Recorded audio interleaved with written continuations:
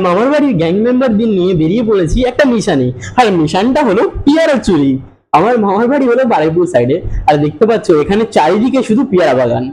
পেয়ারা বাগানে যাওয়ার জন্য এই খালটা পার করতে হবে বাঁশের সাঁকো দিয়ে। সামনে বুকের সাহস নিয়ে হেঁটে চলেছে আমাদের গ্যাং লিডার আমজেদ মিয়া আর ছোটকুও। ওদের দেখে ইন্সপায়ার হয়ে আমিও চললাম, কিন্তু অনেস্টলি আমার পেটে ফ হয়ে যাচ্ছিল।